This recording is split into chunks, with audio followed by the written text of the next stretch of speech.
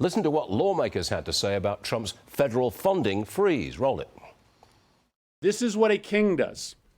This is not how a democracy works. A lot of these grants were predicated on divisive, discriminatory, and illegal DEI. I think it's appropriate to take a look at it and make sure there isn't some nefarious actions that took place at the end of the Biden administration. The president does not, no matter what he thinks, have the authority to ignore the law and ignore Congress. Fortunately, we have Todd Piro here to absorb some of my emotion. Fortunately. I never hear that. Trump lost that one, the funding freeze. He lost it.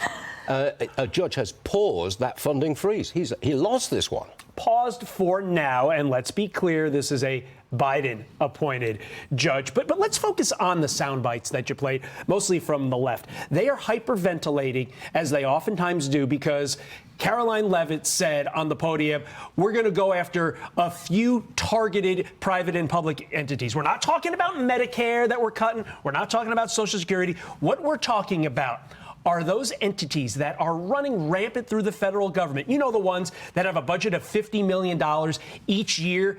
It continues to roll on each year. Why? Because that's how government works. They don't need all $50 million.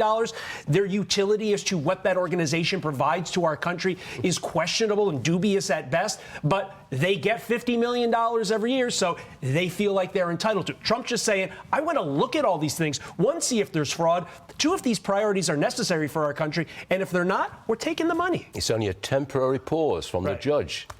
Trump will get to it eventually.